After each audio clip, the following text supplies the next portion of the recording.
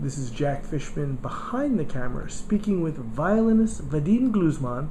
Vadim, you are the soloist this weekend, June 3rd and 4th, in the Beethoven Violin Concerto. Is this a piece you play often?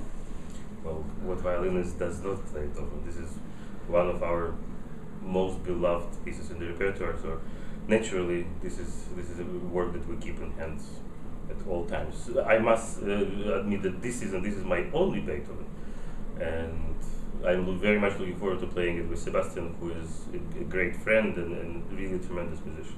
And you've worked together in Australia and some other places? We have played in Australia a number of times. We also played together in France, and this is now our first American appearance. Great. And have you played Beethoven together, or what other works did you play? We have just talked about it. We have played together Tchaikovsky a number of times. We have done Prokofiev number 2. We have done Mendelssohn. We did even Ravel's Tsigan. And this is our first Beethoven. Now, is there a particular piece or pieces that you've been specializing in this year? Or do you play a wide variety of pieces every year? I try to play a wide choice of repertoire every season. Well, some people do associate me with Tchaikovsky concerto. I think in a large part thanks to the fact that I play on the violin for which Tchaikovsky wrote the concerto. And I have recorded the piece, so maybe this is why. But I do not discriminate. I play repertoire as wide as from Bach to Auerbach. And there are certain pieces that I do not include in my repertoire simply because I do not believe in them. But otherwise, I need always to find a balance between modern repertoire and old music and romantic. Otherwise, we can't only eat ice cream. Sure. Now, as you tour, is it primarily concertos these days? Do you do a lot of chamber music or sonatas, or is it mostly concertos? Well, I think percentage-wise, concertos do dominate in my seasons. But I do play recitals, I do play chamber music. In fact, next week when this week in San Francisco is over, I'm going back to Chicago. This is my American base, and there I start a week of North Shore Chamber Music Festival, which myself and my wife are starting this year. So if there was a lack of chamber music, we're now filling the gap.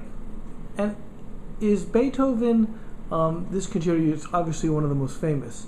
Does it have particular challenges that different than other concertos, or what is his principal challenge for you? Well, every concerto presents a variety of challenges, and in case of Beethoven concerto, there are many things one could talk about. For me today, of course, my opinions change as I live, as I play this piece more. Is finding the balance between Beethoven, the revolutionary, and Beethoven, the intimate, almost conservative composer. Reading this score is absolutely fascinating. In the whole first movement of the piece, which is the longest movement of the concerto, violin plays a melody only twice. In the recapitulation, the second theme is given to the violin, and then at the exit from the cadenza, violin repeats the echo of the theme. The rest of the concerto, of the first movement, violin, of course, is embellishing very beautifully and very importantly. I'm not saying that violin is not important in this movement, but it is a great addition to the main orchestral line. So it is more of a concertante situation rather than a concerto for dominant solo voice.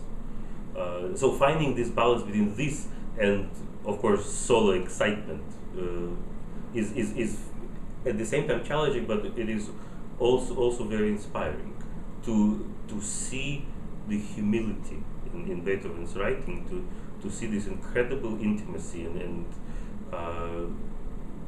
this touching beauty. I think it's very special. Well, we're very much looking forward to it. It's a perfect way to conclude our season, Sebastian Lang-Lessing's first season, because next year Sebastian's introducing a Beethoven festival where we're playing all 9 symphonies. So it's a great bridge, and we're very much looking forward to June 3rd and 4th. Thanks. Thank you.